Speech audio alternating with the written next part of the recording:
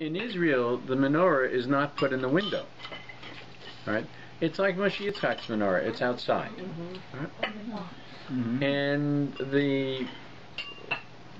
we understand that the menorah is not supposed to be very high up. When people put a candle outside their house during a normal day, if a camel were to come by laden with goods, a camel carrying all kinds of treasures. Does anybody know what treasures are?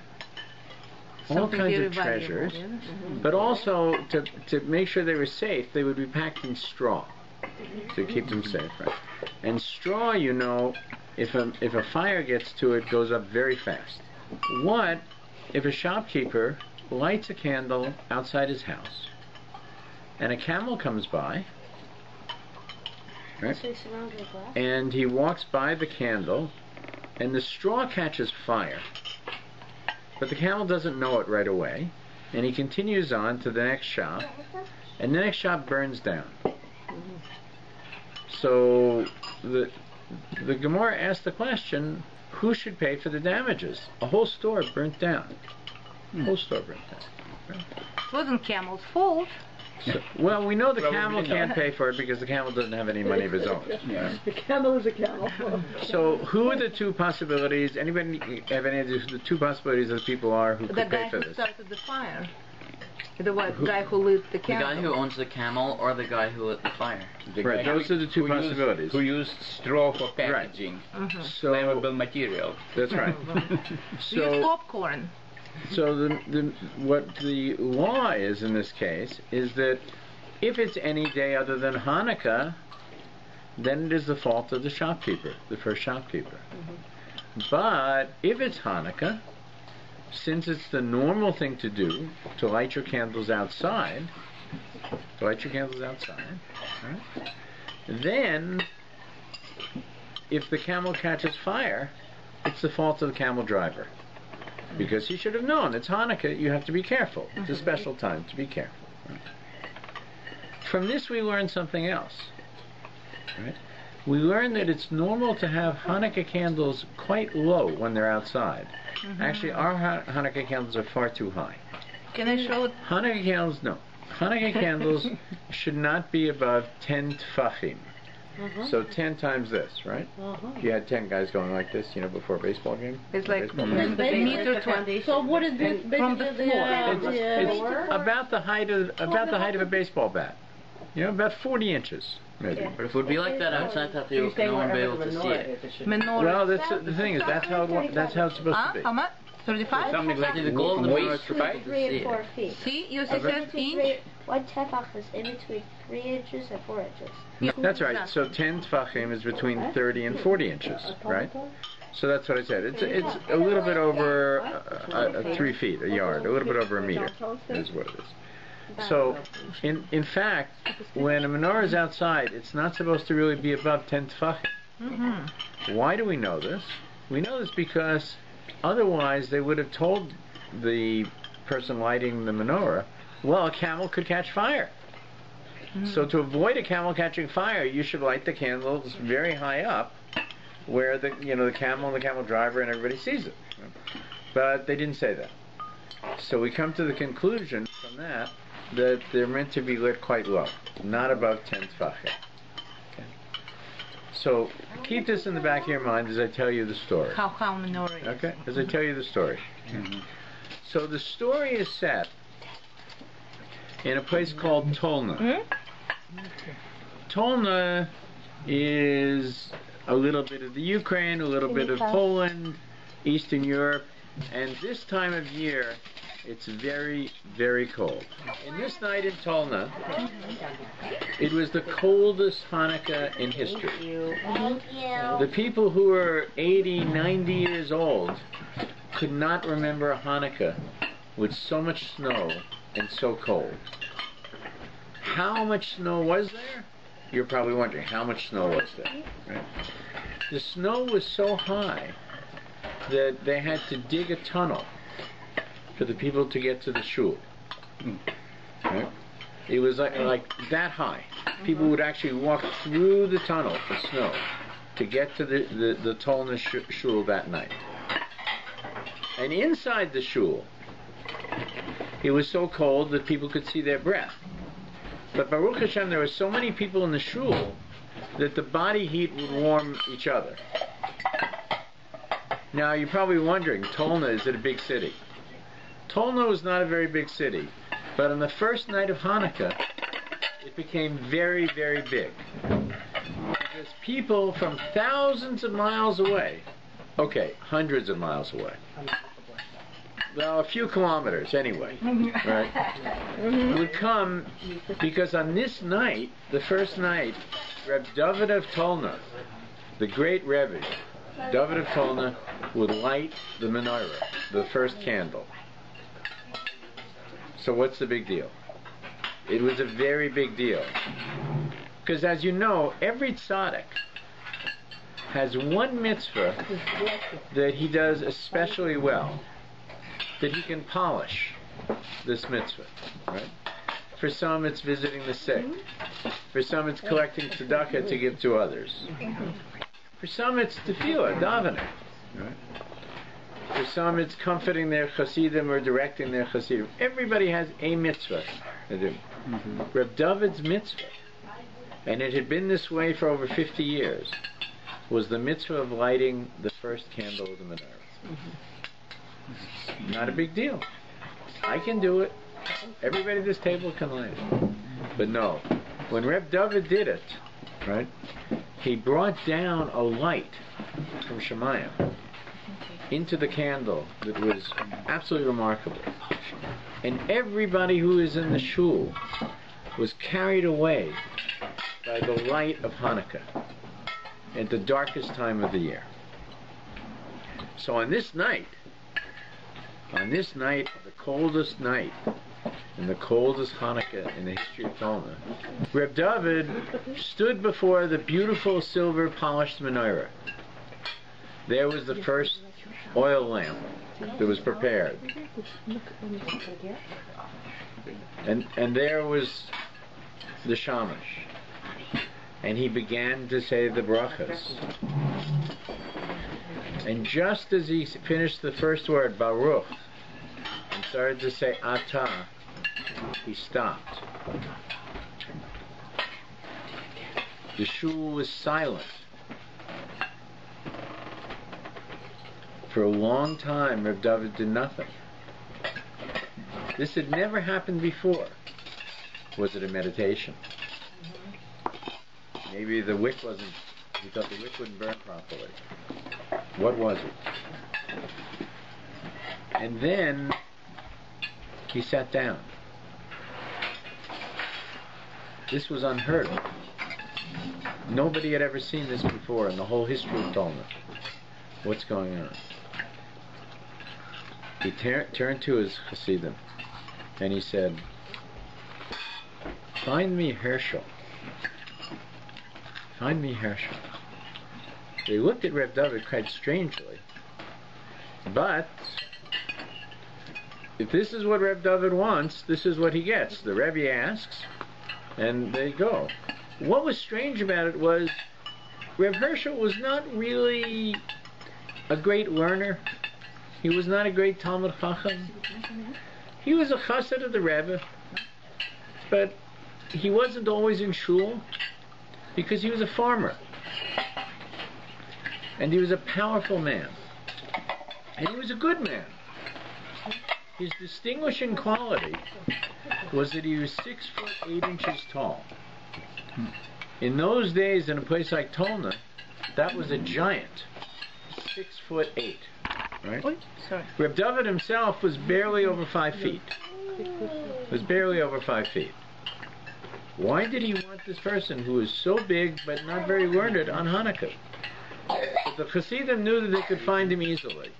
All they had to do was look up. Right? And in the back of the shul, leaning against the wall, just kind of relaxing. You know, Hanukkah is a time that you can relax a little bit. There was not much farming to do at the time. There was Herschel. And the Hasidim, dressed in their beautiful silk suits and their bekeshers, like a wave, came across all the people splitting so they could grab Herschel.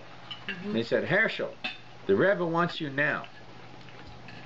Herschel, the Rebbe wants me?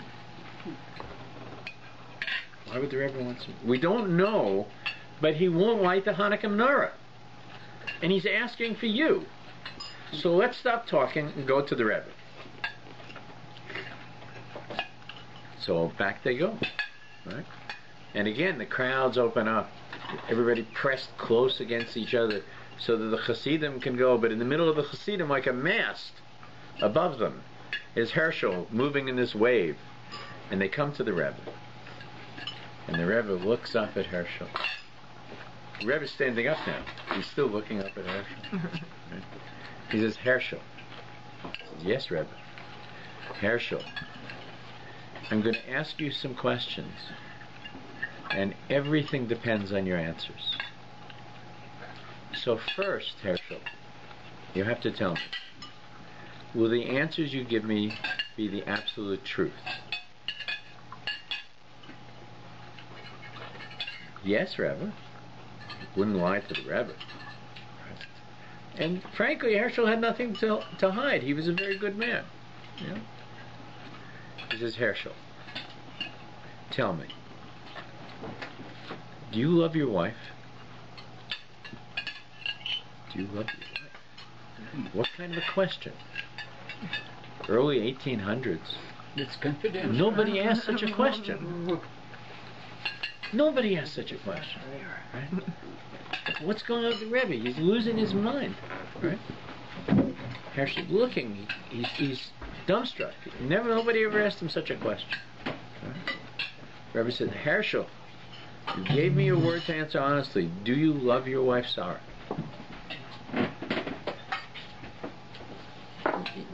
Yes, Rebbe. I love my wife, Sarah. Herschel loves his wife! The Rebbe is so happy. What? Is it a piece of news? It should be in the newspapers. Herschel loves his wife. They always seem to get along well. It was not such a surprise. Herschel. Herschel, tell me. Listen carefully, Herschel. Do you and your wife ever share a confidence, a secret? Do you ever whisper a secret into each other's ears?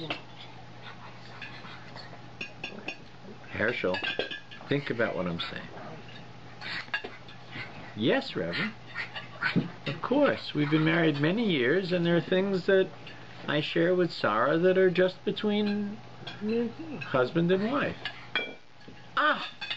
He tells secrets to his wife between them. And the Rebbe got up from his chair and he started dancing. The Hasidim, you know, Reb Dovid is a great man. But, Herschel, you love your wife.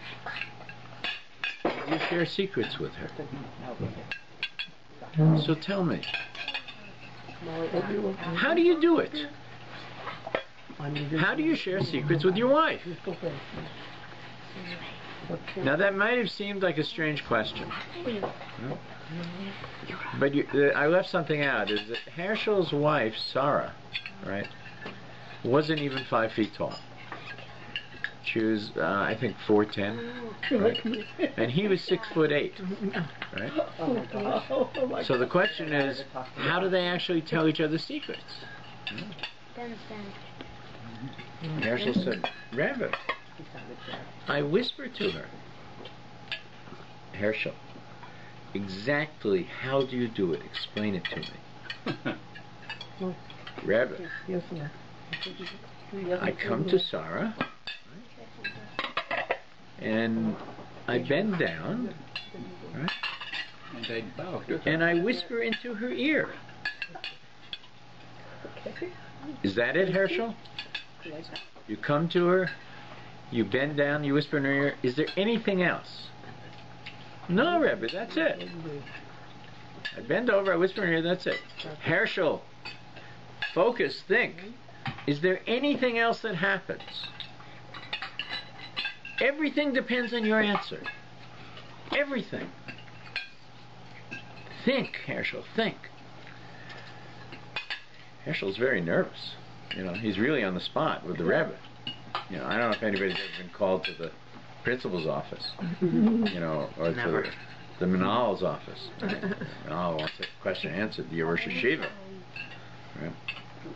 But a Rebbe, and this was Reb Dovid of Tolna. Think, Herschel, think, is there anything else? I said, Rebbe, I come to Sarah, I bend down, I whisper in her ear. Sometime to hear me better, she stands on her tiptoes. Ah, Baruch Hashem!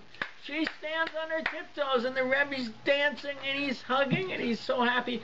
And he turns, and he lights the menorah, and then they light the first candle, right? And there is a light that shines that was legendary on that Hanukkah. It says that the light shone out of the shul and lit up the whole town for miles around. That it was the light that was hidden on the first day. It's a very, very holy light.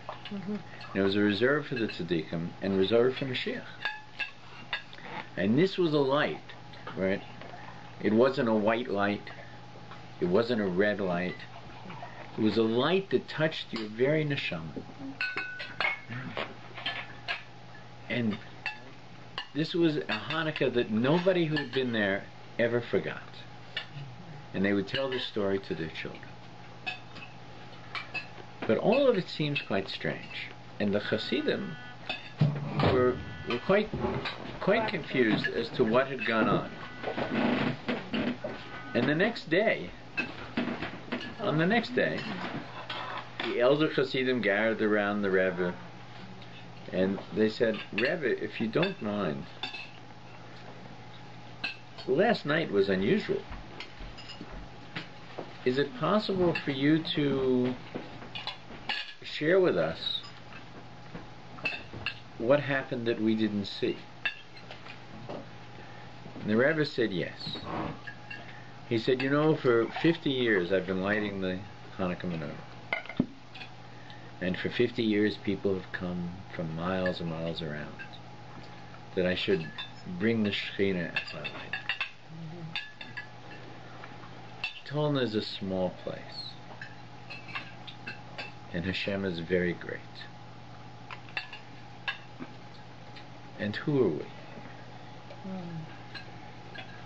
Was I misleading people? You know, there's a Mishnah.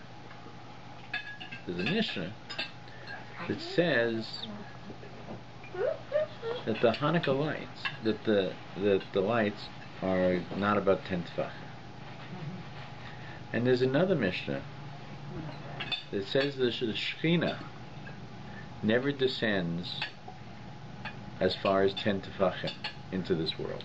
Really? Yeah.